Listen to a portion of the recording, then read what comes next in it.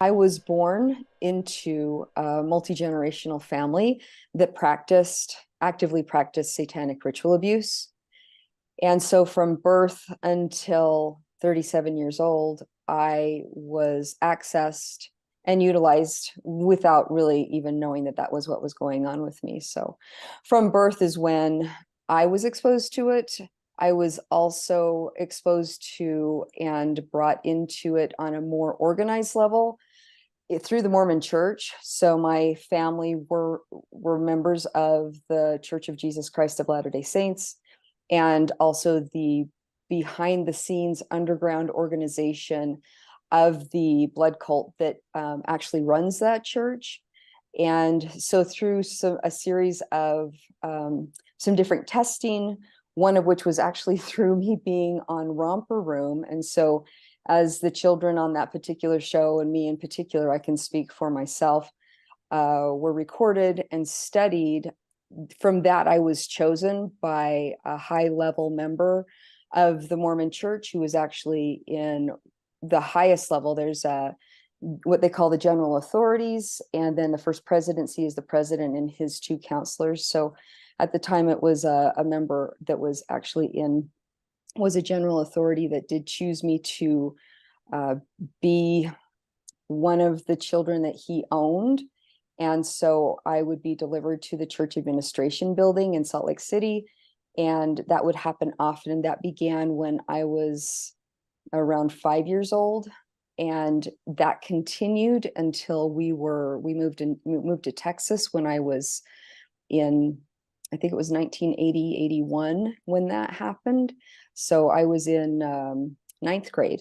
So from about 5 years old to 14, 15 years old, I was being accessed and utilized by not only my family and other people in the community or members of the blood cult community. I was also part of rituals and ceremonies with the highest level of the Mormon Church administration. Typical experiences could range anywhere from, I want to say, incest. That would be in a familial setting. So from incest all the way to human sacrifice. I witnessed animal sacrifice. I was part of rituals where children and teenagers and adults were ritually sacrificed and killed. I was made to drink blood. I was made to eat human flesh. I was also part of rituals that were specific to mind control, specific to splitting me off, so creating multiple personalities. And that was something that didn't happen just in ritual settings. That was also something that was practiced at home in familial settings. I was put under testing, so it was kind of more of a mind control thing where different skills and levels and abilities that would be physical, mental, emotional, and spiritual were also tested. And so I became somebody that, like they would record all of this so that they knew how to utilize me or what they would be utilizing me for based on those abilities, how I would be trained, what different personalities could be created that they could utilize, all of which would be called up when they wanted to call them up if they chose to. I was unaware that I had the personalities, but I did actually have multiple personalities at one time until I did go through some extensive therapy, actually. I witnessed in the family, I would witness things that were there to reinforce the mind control training. A lot of times going to church every Sunday, the ceremonies and the trauma and the programming and the conditioning would be reinforced. So to give you an example, it would be like if I was going to be taking, it's part of the ceremony at the Mormon churches, you would be taking sacrament, and the sacrament was drinking the blood of Jesus and, taking the bread that would represent his blood or his flesh. And there had been ceremonies that I was a part of where somebody was sacrificed and I was told that it was Jesus, and we would have to drink the blood and eat the flesh of the person that had been sacrificed. And so those kinds of ceremonies intentionally are focused and created to further push those traumas into a victim and into, in my case, into me. And then another thing that was always present was a sexual violation. So typically it was a rape. That kind of violation pushes the conditioning and the programming into the child even further. So they actually utilize very systematically and very mechanically, they utilize anal rape in order to drive in the programming and create multiple personalities. Vaginal rape is going to be utilized, an intense amount of pain, in addition to seeing really traumatic, terrifying events. There were experts that were doctors, a surgeon in particular, that would utilize surgical tools such as scalpels that would leave very, very, very small incisions that would not leave scars, but would also be very, very painful to remind you, kind of like paper cuts. And every time I would, like walk or I would bump that wound until it was healed, I internally and subconsciously would be reminded of the incident or the moment or the series of events that had happened to push in even further that trauma.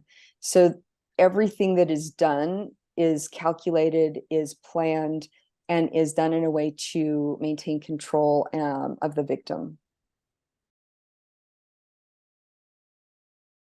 The ceremonies that I was a part of ranged anywhere from my own home to private residence, private properties, church-owned properties. So the temples were places that this would happen at, church houses. I even had ceremony at a Catholic cathedral. There were underground tunnels that I had experienced ceremonies in. There's private rooms, cemeteries, even a university. There's underground rooms, facilities, connected places that the public isn't necessarily going to see. It allows them to kind of move around and move victims around unseen and undetected. They would cross borders onto private land. So when I was affected in Mexico, we went from Texas into Mexico, and that was the ceremonies that were done. That was out on private land, out in the desert. So there have been ceremonies where it's been on private land, that it's been surrounded by trees, and even in stage settings where it would be like, although it was a private building, it was still like a theatrical set. BYU is a place that I experienced some of the trauma and the programming. And also there was another university, the University of Utah. There was some things that happened to me while I was there. There was once, I wouldn't even call it a ceremony. There was an organized human trafficking sale that I was a part of. And that sale appeared as an event at the state fairgrounds. And so where they would actually, hold large events, this was at the fairgrounds in Salt Lake City. And there were dignitaries from another country that had flown in, and there were girls, and I was part of it, that were up on a stage, and they would bid on us and then take us and rape us, and then we go back up on this stage, or we would be paraded in certain places. And part of that whole thing was just part of this human trafficking experience too. So that it wasn't necessarily a blood cult experience. It was a definite trafficking sale experience. Complying comes along with a lot of training. So for me, at least, from birth, there are going to be some things that were employed through family or those who were handling me.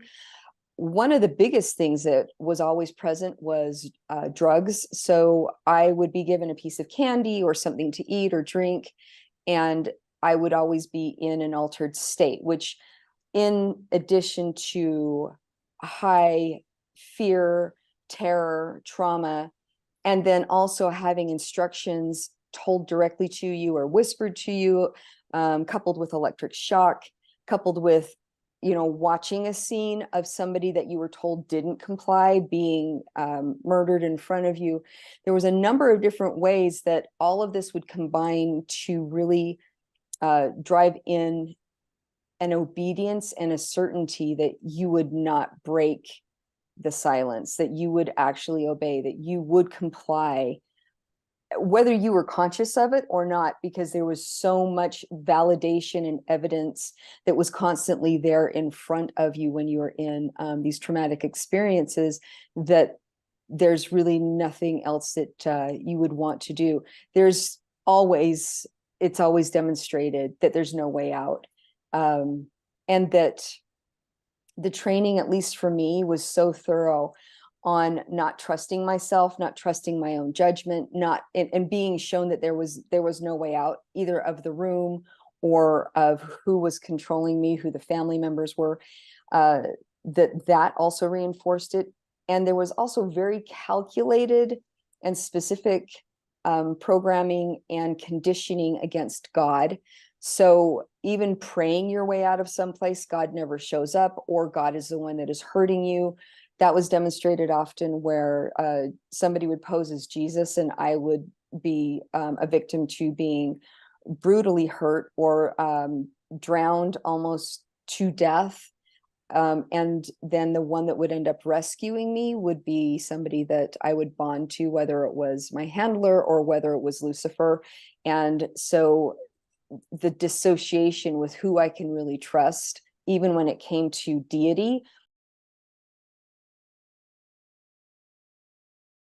I would say the top one out of these two was when we were in this desert setting in Mexico. And it was what I believe was opening the border from Texas to Mexico for a particular kind of trade with a high dignitary group. And the man whose private property we were on had a daughter. I believe she was a stepdaughter. And at the time, I was about 15 years old, and there was a number of girls. We were trucked over. We were put in a truck. It was it was created really brilliantly. We were in a meat truck, so the refrigeration truck, there were sides of beef that were actually near the back. So if they were ever stopped and they opened up the back, you could see, or somebody inspecting it could just see, oh, it's just a truck with sides of beef. However, the girls were near the front of the truck, of the trailer, and we were also all drugged, all passed out, and we were hanging in these sacks as well. So we could appear as these sides of beef as well. And so as we were deposited and dropped off in this place, they had created this really amazing, huge area with glamping tents, and there was an altar there, and there was a lot of activity there. But at the height of this dedication, I remember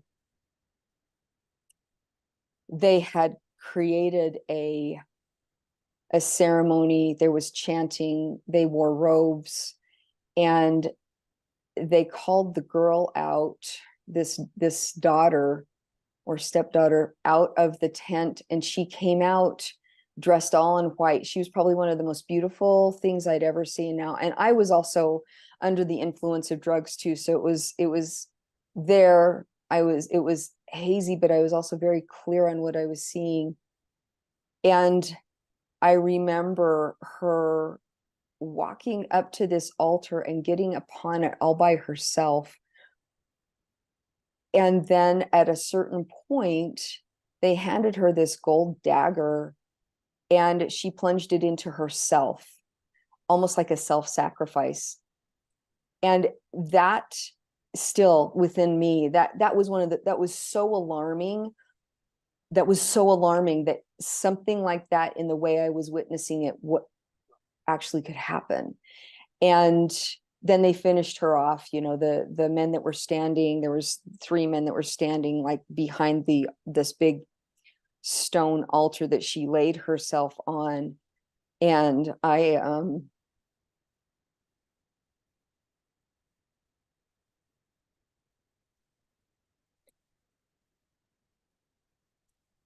think maybe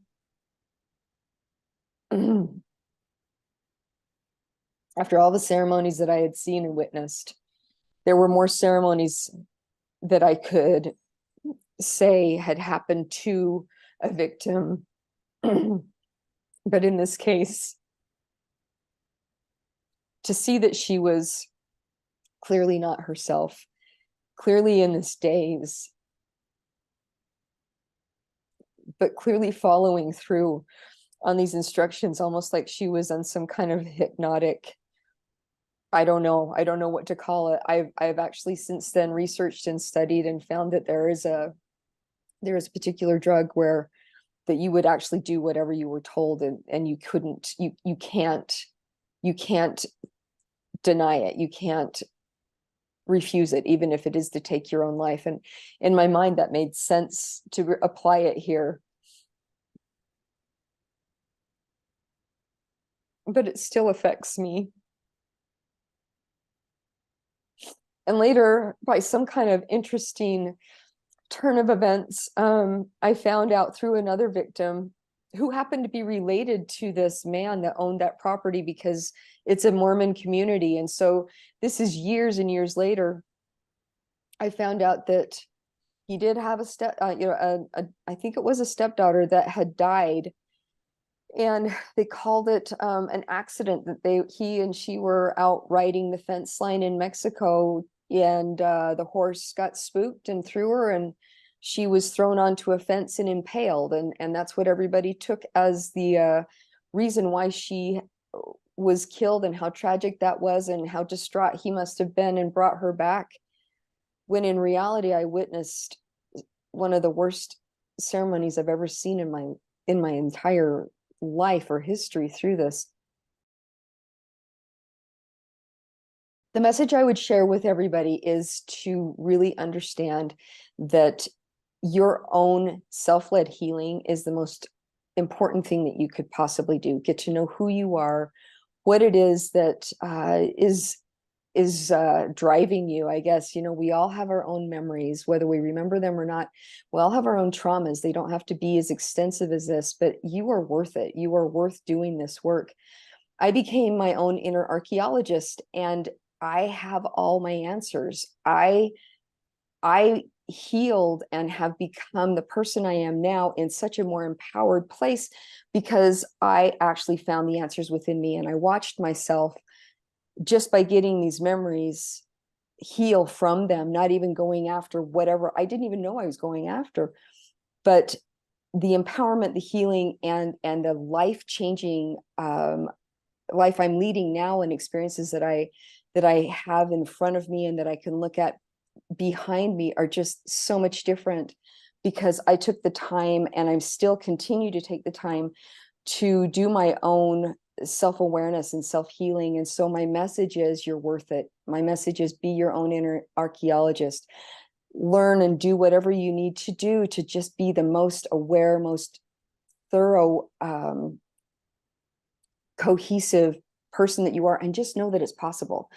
If you have like multiple personalities like I did, it is possible to have them be integrated, and to be a sovereign, be a person that is brought together as one. You might hear that false memories are a thing. You might hear that it's not possible to integrate. You might hear that all you have to do is cope, and that's not true. I'm here to tell you that it is so possible to heal and to be really well adapted, just by doing your own work. So I feel like it's worth doing. It's so important.